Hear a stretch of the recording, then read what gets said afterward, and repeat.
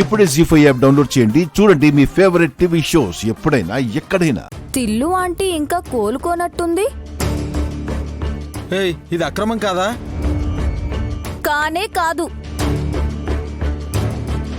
లెక్కలు చెప్పలేని ఆస్తిని ఇన్కమ్ ట్యాక్స్ వాళ్ళు జప్తు చేస్తారు.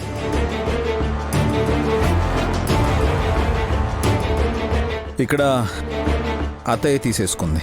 పోనీలే, అమ్మ కూడా అర్థం చేసుకుంటే మంచిది. షష్టి పూర్తి చేసుకున్న టైంలో నన్ను తండ్రిని చేసావు కదా దూర్.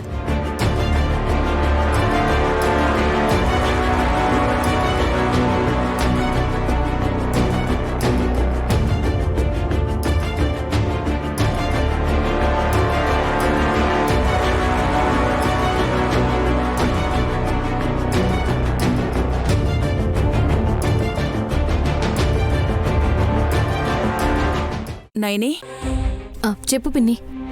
ఇలా చూడు. బాబుగారు ఇవ్వమన్నారా? కంపెనీ పేపర్లన్నీ ఒక ఫైల్లో పెట్టమని ఎన్నిసార్లు చెప్పినా వినరు చూసారా? కాదు నైని, అవి కంపెనీ పేపర్లు కావు. తిలోత్తమ వదిన సంతకం పెట్టిన పేపర్లు. అయ్యో, నాకెందుకు ఇస్తున్నావు పిన్ని? శంఖంలో పోస్తేనే తీర్థం అవుతుంది. 70 కోట్లు నీ చెల్లెల సుమనకి రావాల్సిన వాటాని నా పేరు మీద రాయించుకోవడం అన్యాయం. కేవలం సుమ్మి పొగరు అణచాలని అలా చేశాను కానీ ఆస్తులు తీసుకుని నేనేం చేసుకొని చెప్పు? చాలా మంది ఈ విషయంలోనే పొరబడతారు పిన్ని. వయసు పెరిగిపోతున్నప్పుడు డబ్బు, ఆస్తి ఇవన్నీ మా పేరు మీద ఎందుకులే అని నిర్లక్ష్యం చేస్తారు. అలా అనుకుని ఎప్పుడైతే ఆస్తులు పిల్లలకో అయిన వాళ్లకో ఇచ్చేస్తారు, ఆ 2-3 రోజులు ప్రాణంగా ప్రేమిస్తారు. ఆ తర్వాత ప్రాణం నిలిపేస్తారు. అందుకే నా సలహా ఏంటంటే, కదల్లేని ఆస్తుల్ని మనం అటూ ఇటూ కదిలేంత వరకు మన పేరు మీదే ఉండాలి. మంచాన పడ్డాక మన పేరిట స్వర్గం ఉన్నా అనవసరం. అప్పుడు మీ ఇష్టం వచ్చిన వాళ్ళకి దారాదత్తం చేసుకోండి. నువ్వింత ముక్కుసూటిగా మాట్లాడతావు కాబట్టే నీకంతా మంచే జరుగుతుంది. నేను మా ఆయన మీ కష్టార్జితంతో 3 పూటలా తింటున్నావు.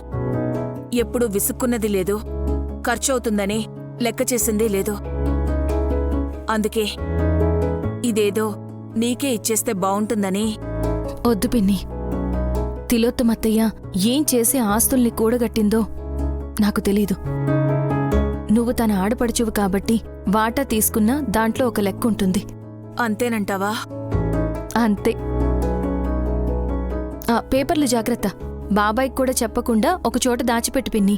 ముందే బోళా మనిషి. ఇచ్చేమంటే కాగితాలే కదా అని ఇచ్చేస్తారు. ఇది మీ ఇద్దరి జీవితం. నిజమేనాయనే. జీ5 యాప్ డౌన్లోడ్ చేసి అన్ని ఎపిసోడ్స్ పూర్తి ఉచితంగా చూడండి.